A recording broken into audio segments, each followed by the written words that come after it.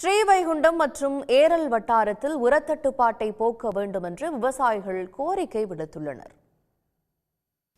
ஸ்ரீவைகுண்டம் அருகே 1999ஆம் ஆண்டு நடைபெற்ற துயர சம்பவம் வாழை திரைப்படத்தின் மையக்கருவாக அமைந்திருந்தது.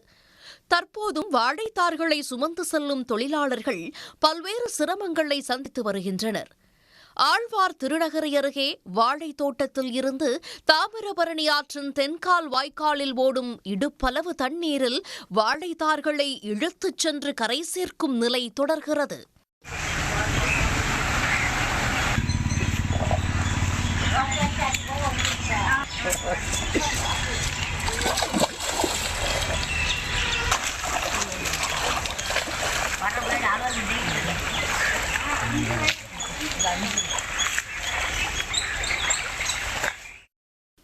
விவசாய பணிகளுக்கு ஆட்கள் கிடைக்காத நிலை, உரத்தட்டுப்பாடு உள்ளிட்ட காரணங்களால் விவசாயிகளின் வாழ்வாதாரம் கேள்விக்குறியாக உள்ளது.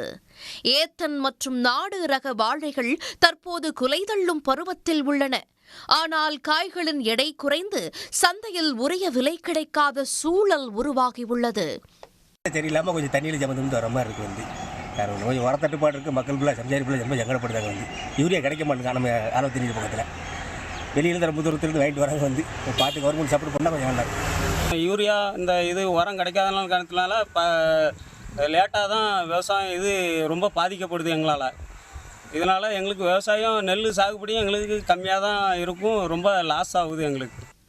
கடைமடை பகுதி வரை தண்ணீர் செல்வதை உறுதி செய்ய வேண்டும். மாவட்ட நிர்வாகம் தலையிட்டு போதிய உர இருப்பை இறுதி செய்ய வேண்டும் என்று விவசாயிகள் கேட்டுக் கொண்டுள்ளனர். தங்களின் வாழ்வாதாரத்தை பாதுகாக்க தமிழ்நாடு அரசு போர்க்கால அடிப்படையில் நடவடிக்கை எடுக்க வேண்டும் என்பதே ஒட்டுமொத்த விவசாயிகளின் கோரிக்கையாக உள்ளது. உடனுக்குடன் செய்திகளை தெரிந்து கொள்ள சன் நியூஸ் பெல் ஐகானை கிளிக் பண்ணுங்க.